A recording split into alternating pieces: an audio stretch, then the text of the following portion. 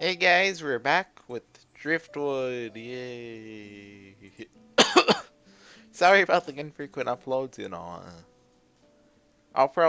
I might be back to it in oh, what's the September? Yeah, they call it September nowadays. That's what they call it. The next morning, no, no, wait, hold on. Driftwood. What happened last time? I got shot by the the cardinal. Yeah, right.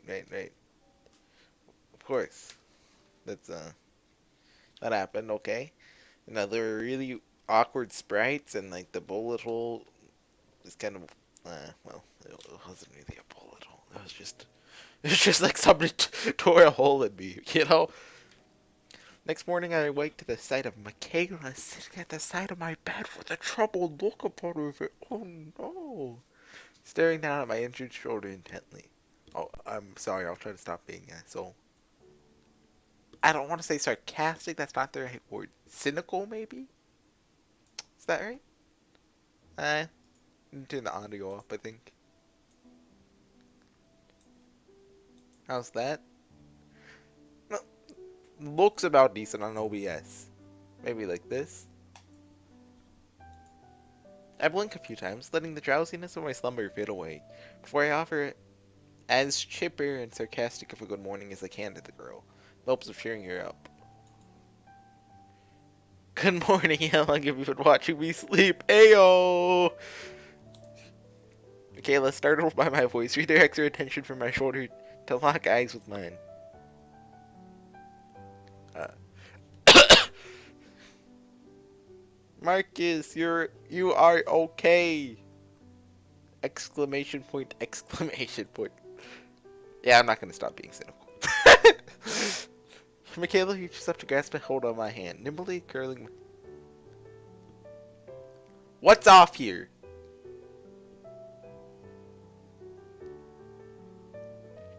Wait, hold on. Sitting at the side. Where's the chair? Oh, was she sitting on the nightstand? That's just bad manners. Nimbly curling her fingers between mine with such ease that it makes me feel like they were meant to hold on to each other. So this girl, she's totally like, she's not one of the main heroines, right?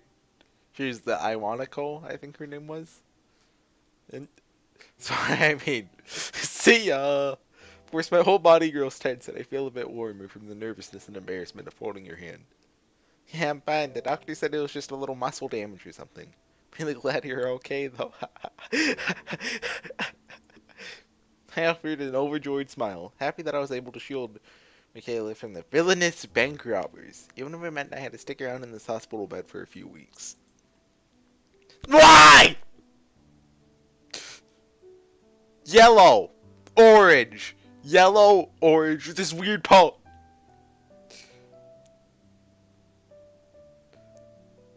Why? Who did this? I want a name.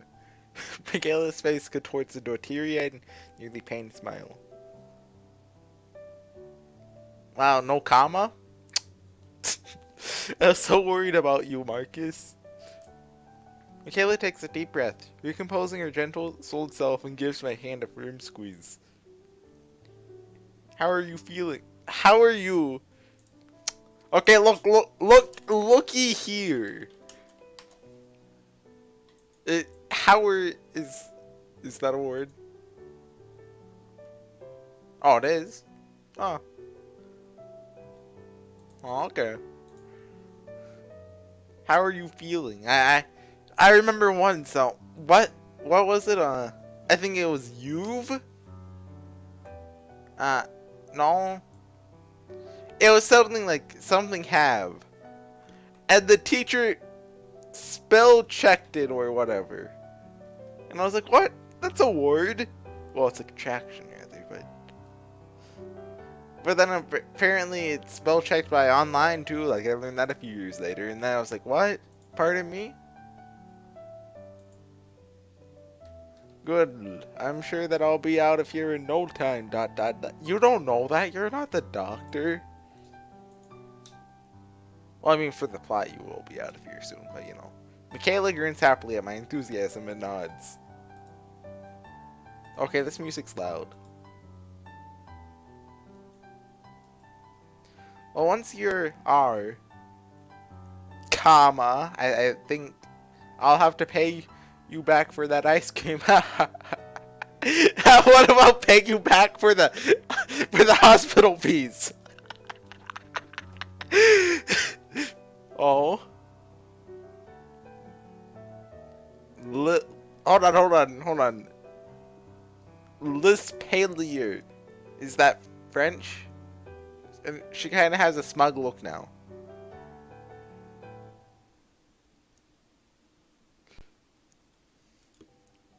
Being one of the most expensive and fancy restaurants in Boston, I chuckle, giving her a stern look. I don't think an ice cream is equivalent to a 3-course meal. Ah ha ha. Ah! Yeah, it's worth more. She simply giggles, which brings a smile to my face. Oh, I can split the bill if you insist then. Alright, that sounds a little more fair. We just share a small, airy laugh before Michaela... How rich are these kids? Like, this is high school, right? The most expensive restaurant. One of the most. And they can just... We're just sharing a small, airy laugh before Michaela's bag lets out a small beep, signaling she has a text message. Something wrong? I was about to argue that why is her phone in her bag, then I realized she doesn't have pockets. I'll let that one slide this time, game. But I'm on to you. Michaela pouts, leaning away from the hospital bed and giving my hand one last squeeze before letting go. My parents want me home right away for something. Oh well, don't let me hang you up. Hang you up? Is that the right... Okay. I'm pretty sure there's another phrase for that, but I can't think of it. So I mean, I'm just basically gonna point out every single contradiction I see, because you know, why not? I'll be here when you manage to get back. I smile reassuringly to Michaela as Michaela stands up. Speaking of parents, want me to call yours and tell them you're awake? Yeah, that'd be nice. Okay, I'll see you tomorrow after school, alright? Alright, see you then. I don't never see her again. As Michaela leaves the room, I glance down at the palm of my hand she was holding and notice that it's balmy, balmy, balmy. Pleasantly warm. Extremely foolish, eccentric.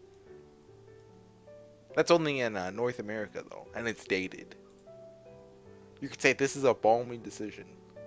Oh, balmy has picked up in use over the past, maybe decade? No, well, past few decades, rather. It was at its all-time low around, that looks like 75? But after that, it was at its all-time low 77, looks like? But, you know, in the 80s, it started picking back up, and there's a sharp increase in 2000. Well, sharp.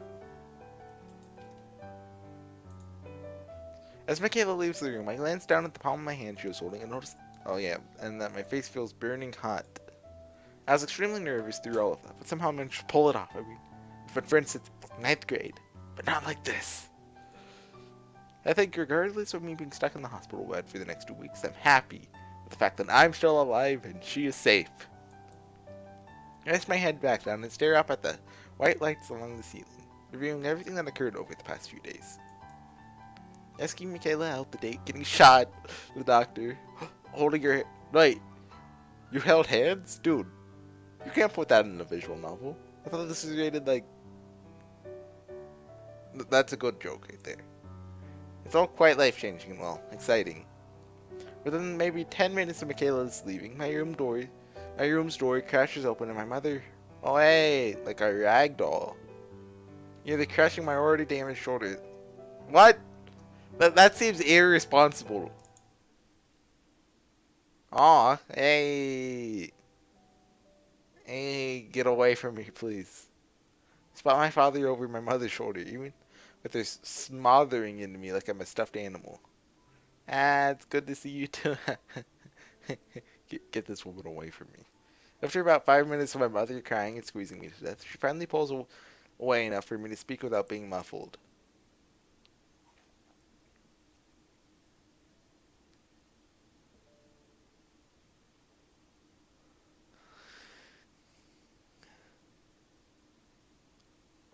What's off about him?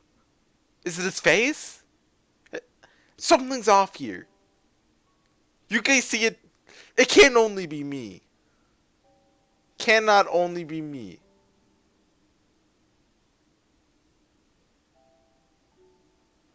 I'm fine. Didn't the doctors tell you that? Who are these two strangers? Well, you know how your mother always overreacts. No, I don't.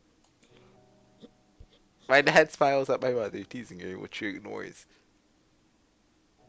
Is there anything we can do for you? Can we get you anything? Yeah, there's two strangers in my room. Get them out. That's that's my theory. That these okay, you see, Marcus, he's forgotten his parents, and so he just assumes these are his parents. You cannot contradict this. Shake my head, feeling pretty content with the surroundings of my comfy hospital room. I'm alright, just a little hungry. Sorry to put you guys through so much work.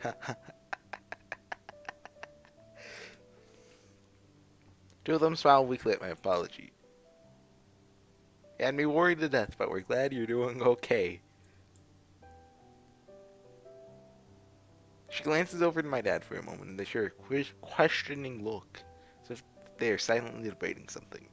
Eventually, she turns back and places a hand on my leg as if to comfort me. No, we have exciting news. I'm moving to a school for crippled girls. There's like two guys there. One of them looks like Harry Potter. News. And he smells like garlic.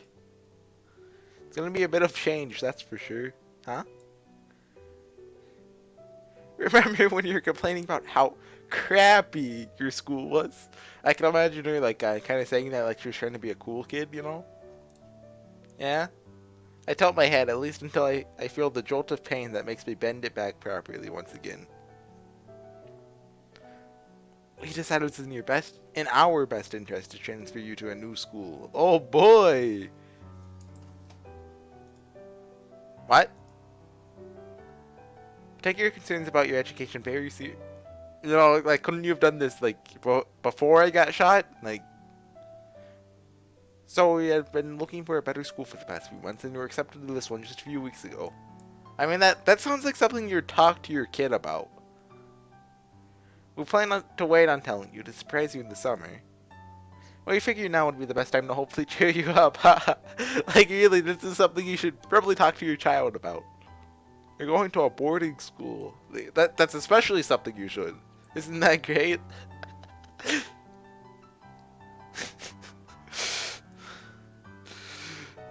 Is this some kind of joke or something? No, we're serious. Besides your education, we think that it's very important that you stay safe. Obviously, the city is no longer safe if you're getting shot up on the street. Okay, you know, can't argue with that. In fact, we would move, but we're not financially in a position to just up and leave. So why not the second best thing? I give her a dull look. That was a freak accident. The city is safe. There have been almost 6 shootings just this month. Yeah, you see, the month's only been going on for like 4 days. That's nothing. I turned my attention back to my father, hoping you will at least back me up on this. Your mother is right, Marcus. We have to advance the plot as much as you don't like change. We want the plot to advance. These jokes are very good, I gotta admit. And no saying this change? We know you'll love this school once you get the time to check it out. Here, you can even check the website on my phone, okay? Okay, yeah, look at these cool pictures of these children who actually go to this school. And they're not just stock photos. She leans forward, nearly pushing the phone into my face, emphasizing the point that her decision has already been made. I growl lowly at both of them and take the phone, frustrated immensely by this. I just blankly stare at the screen, not actually reading any text due to my revulsion of the entire subject. A school transfer. Because my mom is worried that I'm going to be a victim of another incident if I stay in the city. Boston has always been a safe city, at least for the most part. I mean, what about that time they got nuked and Fallout 4 happened? Like, which one's worse? Being nuked or Fallout 4 happening? That was a pretty good joke. And now, just because of one incident, my mother decides it's best for me to switch schools. Fallout 4 takes place in Boston, right? I'm 90% sure. Yeah. Okay, it is. To a boarding school, no less, which means I won't be home for most of the year, only on the holidays. I just want to stress that was just a joke about Fallout 4, yeah. Lots of people like to hate on it. I thought it was, maybe 5, 6 out of 10, it's solid enough. I just don't want to add to that, I hate Fallout 4 and it sucks eggs joke. There isn't any there isn't any reason why I can't just stay in the city and continue going on with my life. Dating Kaylee, graduating next year, possibly finding a job for the summer. The concept of changing my life is repulsive. I finally feel like I've gotten a solid foothold on the direction I'm heading in. They want to change that, but they won't budge on that argument, so I decided to change the subject, just to keep myself from getting too frustrated. Then I'll leave the hospital where I said until I've drifted off to sleep for the night.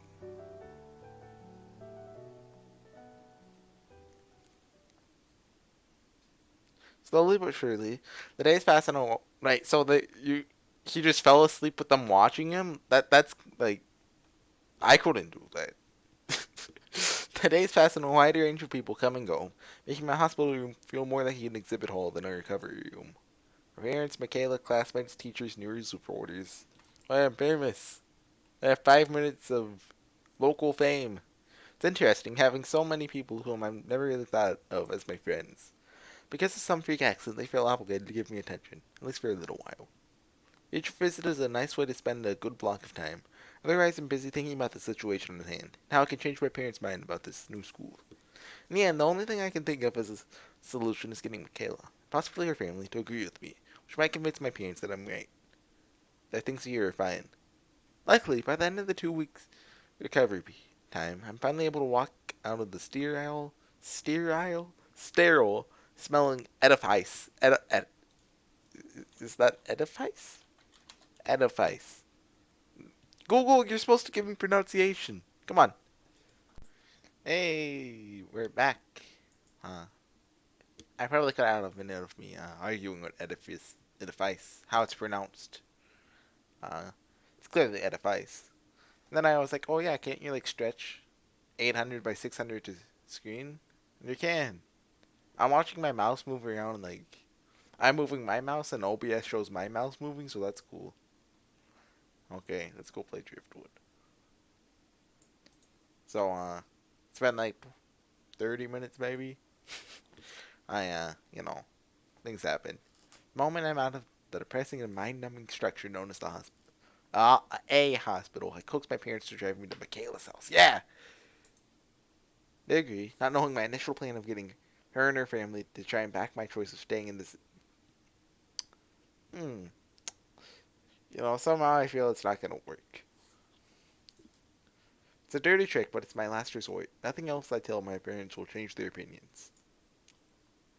Once we've arrived, I ask them to wait inside the car as I wiggle out the front seat, twisting my body to avoid hitting my shoulder and arm against anything before hobbling up the steps of her house. Give the door a quick few knocks, and my uninjured arm to wait and see her pretty blue-eyed face greeting me.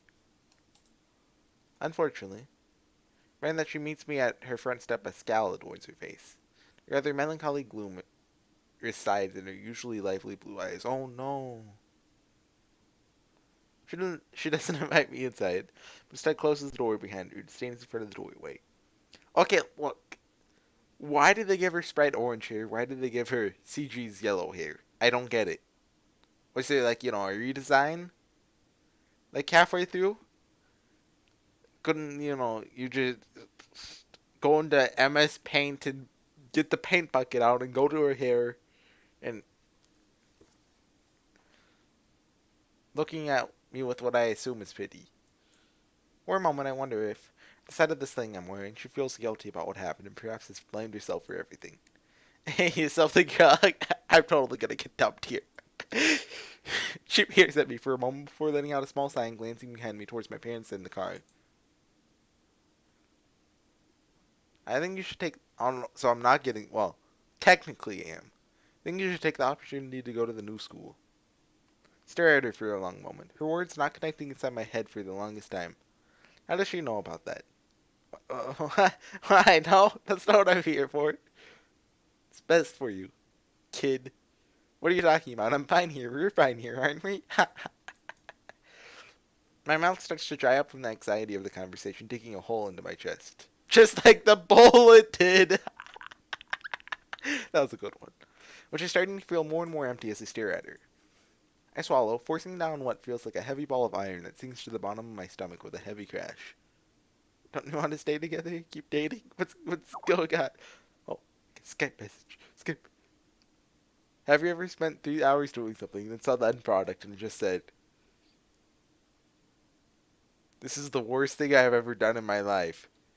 No, I've spent 12 hours doing something, and it was a masterpiece. But I made many masterpieces.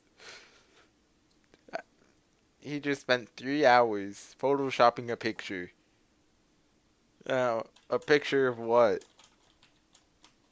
A world where you are happy, content with your life?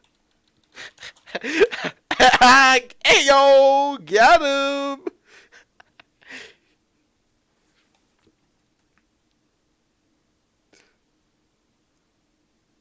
Okay, now back to the main program. Oh no, he's not done talking. I reach up with my uninjured arm, grasping the side of my head, nearly tempted to rip my hair out in frustration. What the heck? Pardon my French. He put beautiful Joe's helmet on things for lols.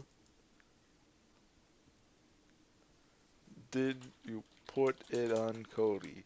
Please no. She visited a few times while in the hospital, and everything seemed perfectly fine then. Oh, oh no no no no no no no! Don't post it! Don't post! No don't go any further. She visited a few. Everything seemed perfectly fine. What could have possibly changed? How did she know about the boarding school? Did my parents get to her before I did? I'm moving, and I don't think it's worth getting even more attached to one another if we're just going to end up halfway around the world from each other. What?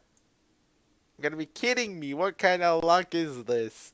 First the whole accident, now the only word to describe how I feel is pointless. Hold on 1 second. Okay. Pointless. Feels like my existence is utterly pointless, and the only girl who I managed to like and pity me enough to go on a date is moving away. Oh no. Oh, luckily he shredded the picture into existence before he showed it to me. We can all sign relief. But why? I thought your parents liked it here. Do you want to leave? Her eyes avoid mine, and with such ease I feel as though she truly did start dating me out of pity. We were best, if not really close friends, for all of high school.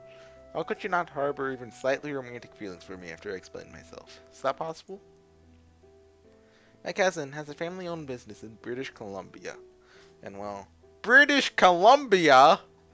My dad lost his job here, and my parents think that the accident is like an omen. It's time to start the next chapter of our lives. Sorry, Marcus. She forces out the smile, as if everything was perfectly fine and this only makes me feel worse. Everything I had hoped for over the past few weeks vanishes within an instant, with such a simple explanation of the reality of things. My whole life feels like it just took a U-turn. I can't think of anything to say, so I just give her a firm nod, silently agreeing, even if I don't believe in the idea myself. Alright. Fall silent, and the thoughts in my head bubbling and nearly frothing out my ears at this point.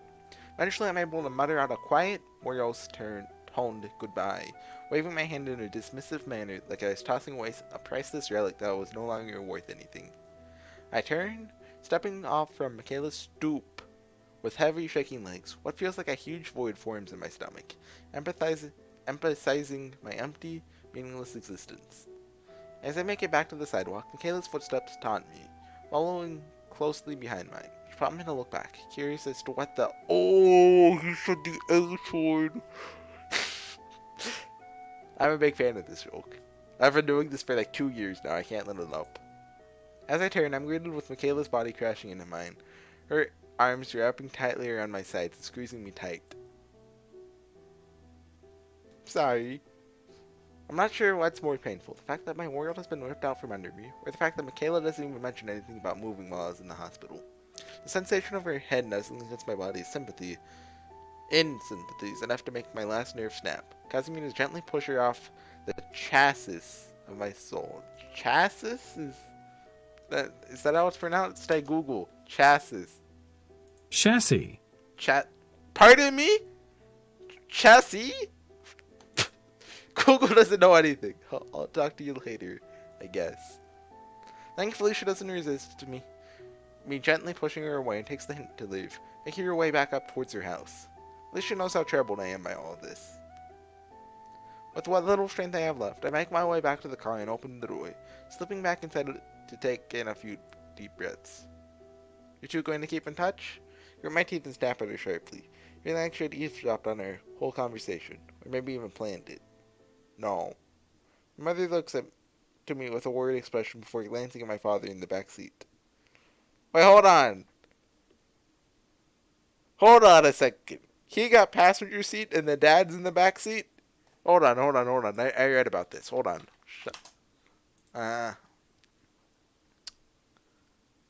Exceptions? Okay, so this breaks 3.4 and 3.6 maybe. So 3.4 of shotgun rules is if a significant other is included in the group of automobile passengers, they automatically get shotgun privileges. Okay, and owner-driver switch. Assuming the dad owns the vehicle, which, there's a good chance he does. If someone is driving an automobile other than its owner and the owner becomes a passenger, then the owner automatically gets shotgun. So,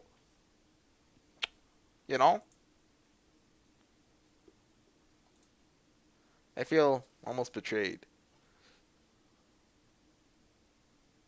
Yeah, that's how your dad probably feels too when you get shotgun. It's been about 4.5 months since my incident in the city. I haven't spoken a word to Michaela since the day I left her house. My arm is mostly healed. Plans of me going to a new school are now in motion. Everything seems to be changing so quickly and out of my control.